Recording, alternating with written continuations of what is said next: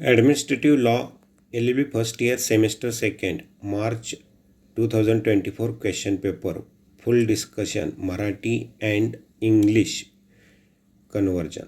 2. प्रशासकीय कायदा administrative law March 2024 प्रश्नपत्रिका. अ. खालील प्रश्नांची सविस्तर उत्तरे द्या.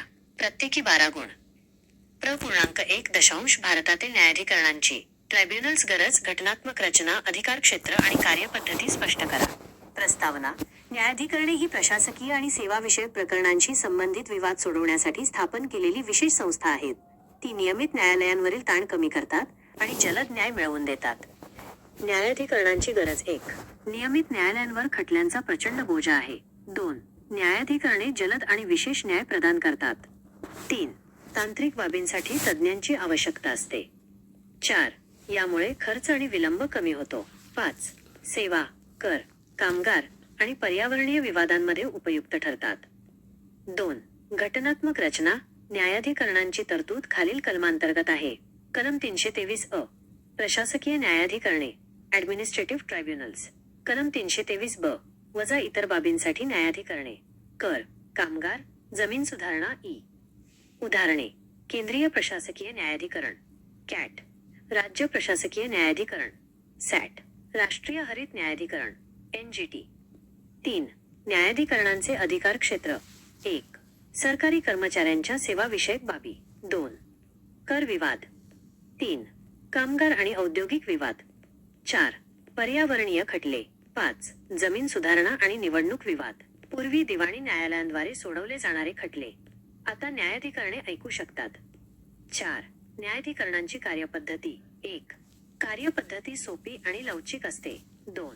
ती दिवाणी प्रक्रिया संहितेने CPC पूर्णपणे बांधील नसतात. 3. नैसर्गिक न्यायाच्या तत्वांचे प्रिन्सिपल्स ऑफ नॅचरल जस्टिस पालन केले जाते. 4. पक्षकार स्वतः किंवा वकिलामार्फत उपस्थित राहू शकतात. 5. निर्णयांना उच्च न्यायालय किंवा सर्वोच्च न्यायालयात आव्हान दिले जाऊ शकते. निष्कर्ष. न्यायाधिकरणे जलद आणि तज्ज्ञ निर्णय देऊन प्रशासकीय न्यायामध्ये महत्त्वाची भूमिका बजावतात.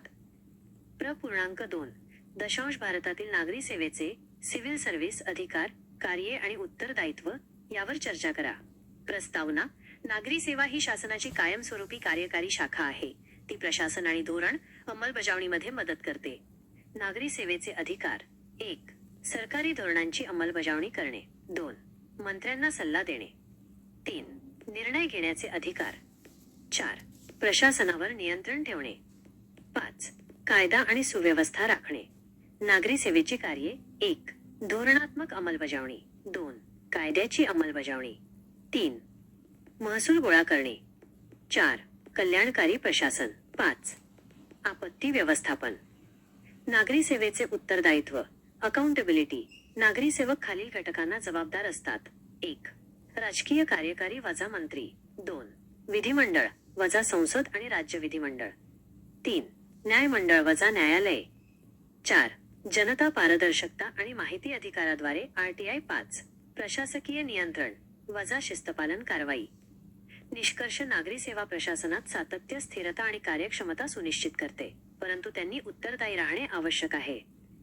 .3 नैसर्गिक न्यायाच्या नॅचरल जस्टिस तत्वांवर सविस्तर टीप लिहा. प्रस्तावना. नैसर्गिक न्याय म्हणजे प्रशासकीय कारवाईतील निष्पक्षता. हे न्याय सुनिश्चित करते आणि मनमानी कारभाराला प्रतिबंध करते. नैसर्गिक न्यायाची मुख्य तत्वे. 1. सुनावणीचा वाजवी अधिकार. ऑडी ऑल्टराम पार्टेम. कोणालाही त्याची बाजू ऐकल्याशिवाय दोषी ठरवू नये. नोटीस मिळण्याचा अधिकार. पुरावे सादर करण्याचा अधिकार. उलट तपासणीचा अधिकार. 2. पक्षपाताविरुद्धचा नियम. नेमो जुडेक्स इन कॉसा सुआ. कोणीही स्वतःच्याच प्रकरणात न्यायाधीश असू नये. निर्णय घेणारी व्यक्ती निष्पक्ष असावी. 3. सकारण निर्णय. Reason decision. प्राधिकरणाने आपल्या निर्णयाची कारणे देणे आवश्यक आहे. महत्त्व. 1. व्यक्तीच्या हक्कांचे रक्षण करते. 2. अधिकारांचा गैरवापर रोखते. 3. जनतेचा विश्वास निर्माण करते. 4. निष्पक्षता सुनिश्चित करते. निष्कर्ष. नैसर्गिक न्याय हा प्रशासकीय कायद्याचा कणा आहे. .4 महामंडळांच्या कॉर्पोरेशन वर्गीकरणाचे वर्णन करा. प्रस्तावना. महामंडळे ही कायद्याने निर्माण केलेली कृत्रिम व्यक्ती आहेत. महामंडळांचे वर्गीकरण. 1. समष्टी महामंडळ कॉर्पोरेशन ॲग्रिगेट व्यक्तींच्या समूहाने बनलेले. उदा. महानगरपालिका, कंपन्या. 2. एकल महामंडळ कॉर्पोरेशन सोल, एकच व्यक्ती असलेले पद. उदा. भारताचे राष्ट्रपती, राज्यपाल. 3. वैधानिक महामंडळ स्टॅच्युटरी कॉर्पोरेशन, विशेष कायद्याद्वारे स्टॅच्यूट निर्मित. उदा. LIC, ONGC. 4. सरकारी कंपनी, गव्हर्नमेंट कंपनी, ज्यामध्ये सरकारची बहुसंख्य भागीदारी असते. उदा. भेल. निष्कर्ष वर्गीकरणामुळे महामंडळांचे स्वरूप आणि कार्य समजण्यास मदत होते. 5. दशांश प्रशासकीय कायद्याची उत्क्रांती, स्वरूप आणि व्याप्ती यावर सविस्तर टिप लिहा. उत्क्रांती. 1. उगम इंग्लंडमध्ये झाला. 2. कल्याणकारी राज्याच्या संकल्पनेमुळे विकास झाला. 3. सरकारी कार्यांच्या वाढीमुळे प्रशासकीय कायद्याचे महत्त्व वाढले. स्वरूप. 1. सार्वजनिक कायद्याचा पब्लिक लॉ भाग. 2. प्रशासकीय प्राधिकरणांचे नियमन करते. 3. कायदेशीरपणा आणि निष्पक्षता सुनिश्चित करते. व्याप्ती. 1. प्रशासकीय कृती. 2. नियम बनवण्याचे अधिकार. 3. न्यायनिर्णयन, एड्ज्युडिकेशन. 4. न्यायिक पुनरावलोकन, ज्युडिशियल रिव्ह्यू. 5. वैयक्तिक हक्कांचे संरक्षण. निष्कर्ष. प्रशासकीय कायदा प्रशासनावर नियंत्रण ठेवतो आणि नागरिकांचे संरक्षण करतो. 6. दशांश शासनाचे करारात्मक दायित्व, कंट्रॅक्च्युअल लायबिलिटी आणि अपकृत्य दायित्व. टॉर्शियस लायबिलिटी म्हणजे काय? खटल्यांच्या आधारे स्पष्ट करा. करारात्मक दायित्व. संविधानाच्या कलम 299 अन्वये सरकार करार करू शकते. खटला. कस्तुरी लाल व्ही. उत्तर प्रदेश राज्य. जर करार विहित नमुन्यात नसेल तर सरकार जबाबदार राहणार नाही. अपकृत्य दायित्व, टॉर्शियस लायबिलिटी. आपल्या सेवकांच्या चुकीच्या कृत्यांसाठी सरकार जबाबदार असते. खटला. राजस्थान राज्य व्ही. विद्यावती. निष्काळजीपणासाठी सरकारला जबाबदार धरले गेले. निष्कर्ष. सरकारी दायित्व हे कृत्याचे स्वरूप आणि कायद्यावर अवलंबून असते. 7. दशांश प्रशासकीय स्वेच्छाधिकार, ॲडमिनिस्ट्रेटिव्ह डिस्क्रेशन आणि त्यावरील नियंत्रणावर टीप लिहा. प्रशासकीय स्वेच्छाधिकार. परिस्थितीनुसार निर्णय घेण्यासाठी प्रशासकीय प्राधिकरणांना दिलेला अधिकार. नियंत्रणाची गरज. 1. गैरवापर रोखण्यासाठी. 2. वैयक्तिक हक्कांचे रक्षण करण्यासाठी. नियंत्रण पद्धती. 1. न्यायिक नियंत्रण. 2. विधिमंडळ नियंत्रण. 3. प्रशासकीय नियंत्रण. 4. जनमत आणि प्रसारमाध्यमे. निष्कर्ष. स्वेच्छाधिकाराचा वापर वाजवी पद्धतीने केला पाहिजे. 8. दशांश प्रत्यायोजित विधिविधान, डेलिगेटेड लेजिस्लेशन व्याख्या द्या आणि त्याच्या विकासाची कारणे लिहा. अर्थ. जेव्हा विधिमंडळ आपले कायदे बनवण्याचे अधिकार कार्यकारी मंडळाला एक्झिक्युटिव्ह देते तेव्हा त्याला प्रत्यायोजित विधिविधान म्हणतात. कारणे. 1. वेळेचा अभाव. 2. तांत्रिक बाबी. 3. लवचिकता. 4. आणीबाणीची परिस्थिती. 5. सविस्तर नियमांची आवश्यकता. निष्कर्ष. आधुनिक प्रशासनात प्रत्यायोजित विधिविधान आवश्यक आहे. ब. खालील प्रश्नांची थोडक्यात उत्तरे द्या. प्रत्येकी 5 गुण. 1. दशांश जनहित याचिका, पब्लिक इंटरेस्ट लिटिगेशन PIL. सार्वजनिक हिताच्या रक्षणासाठी PIL दाखल केली जाते. कोणतीही सार्वजनिक हित जपणारी व्यक्ती ती दाखल करू शकते. गरीब आणि उपेक्षित लोकांना मदत करण्यासाठी याची सुरुवात झाली. 2. दशांश लोकसेवा आयोगासाठी घटनात्मक तरतूद, कलम 315 ते 323 मध्ये UPSC आणि राज्य लोकसेवा आयोगांची तरतूद आहे. ते परीक्षा घेतात आणि सेवाविषयक बाबींवर सरकारला सल्ला देतात. 3. दशांश सत्तेचे पृथक्करण, सेपरेशन ऑफ पॉवर. सत्तेचे 3 भागात विभाजन. 1. विधिमंडळ. 2. कार्यकारी मंडळ. 3. न्यायमंडळ. यामुळे सत्तेचे केंद्रीकरण रोखले जाते. 4. दशांश घोषणात्मक दावा, डिक्लॅरेटरी सूट आणि मनाई हुकूम, इंजंक्शन. घोषणात्मक दावा. न्यायालय कायदेशीर स्थिती किंवा अधिकाराची घोषणा करते. मनाई हुकूम. एखादी कृती थांबवण्यासाठी किंवा करण्यासाठी दिलेला न्यायालयीन आदेश. 5. दशांश कायद्याचे राज्य, रूल ऑफ लॉ. कायद्याचे राज्य म्हणजे कायद्याची सर्वोच्चता. कायद्यापेक्षा कोणीही श्रेष्ठ नाही. कायद्यासमोर सर्वांना समानता दिली जाते. 6. दशांश उच्च न्यायालय आणि रिट याचिका, रिट पेटिशन्स. उच्च न्यायालय मूलभूत आणि कायदेशीर हक्कांच्या अंमलबजावणीसाठी कलम 226 अन्वये रिट प्रादेश जारी करतात. तुम्हाला यातील कोणत्याही. 2. Administrative law, March 2024. Question paper. A. Answer the following questions in detail. 12 marks each. Q. 1. Explain the need, constitutional structure, jurisdiction and procedure of tribunals in India. Introduction. Tribunals are special bodies created to decide disputes related to administrative and service matters. They reduce the burden of regular courts and provide speedy justice. 1. Need of tribunals. 1. Regular courts are overburdened with cases. 2. Tribunals provide speedy and specialized justice. 3. Technical matters need experts. 4. They reduce cost and delay. 5. Helpful in service, tax, labor, and environmental disputes. 2. Constitutional structure. Tribunals are provided under Article 323A, Administrative Tribunals. Article 323B, Other Tribunals, Tax, Labor, Land Reform, etc. Examples. Central Administrative Tribunal, CAT. State Administrative Tribunals, National Green Tribunal, NGT. 3. Jurisdiction of tribunals. 1. Service matters of government employees. 2. Tax disputes. 3. Labor and industrial disputes. 4. Environmental cases. 5. Land reforms and election disputes. Tribunals can hear cases which earlier were decided by civil courts. 4. Procedure of tribunals. 1. Procedure is simple and flexible. 2. Not bound strictly by Civil Procedure Code. 3. Principles of natural justice are followed. 4. Parties may appear personally or through advocates. 5. Decisions can be challenged in High Court or Supreme Court. Conclusion. Tribunals play an important role in administrative justice by providing fast and expert decisions.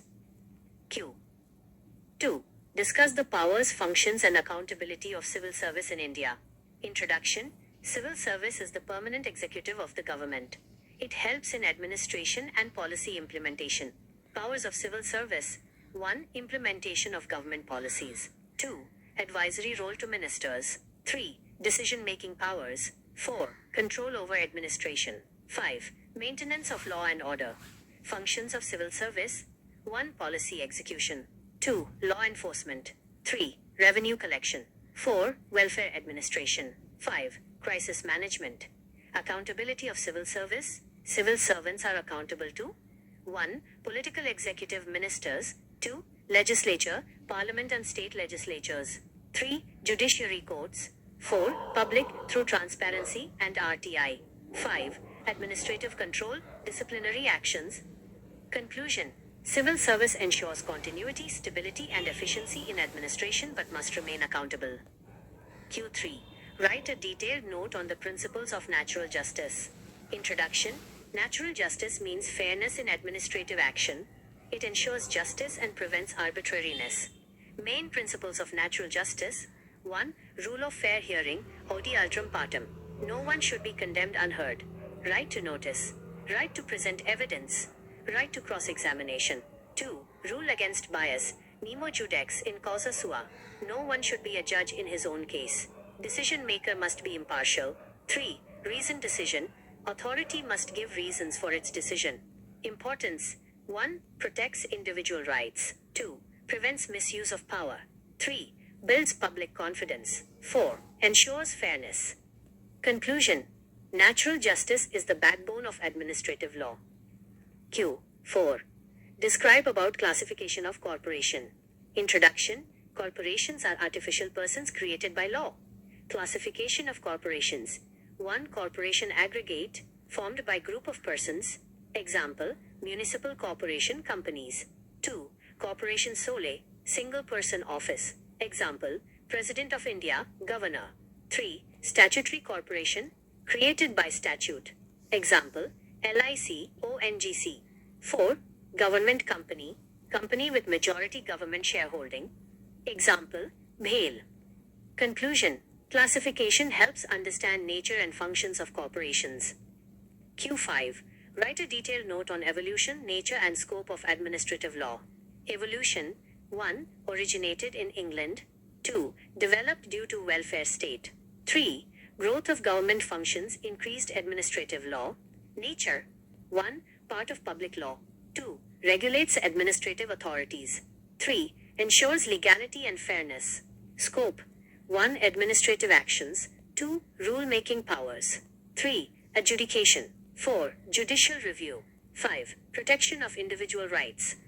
Conclusion. Administrative law controls administration and protects citizens. Q. 6. What is contractual liability and tortious liability of government? Explain with case laws. Contractual liability. Government can enter contracts under Article 299 of the Constitution.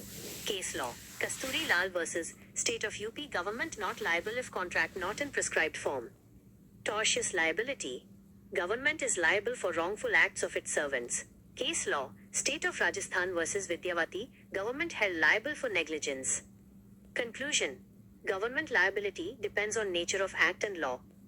Q7. Write a note on administrative discretion and its control. Administrative discretion. Power given to administrative authorities to decide according to situation. Need for control. 1. Prevent misuse. 2. Protect individual rights. Methods of control. 1. Judicial control. 2. Legislative control. 3. Administrative control. 4. Public opinion and media. Conclusion. Discretion must be exercised reasonably. Q8. Define delegated legislation and write reasons for its development. Meaning, delegated legislation means law-making power given by legislature to executive. Reasons. 1. Lack of time. 2. Technical matters. 3. Flexibility. 4. Emergency situations. 5. Detailed rules required. Conclusion. Delegated legislation is necessary in modern administration. B. Answer the following questions shortly. 5 marks each.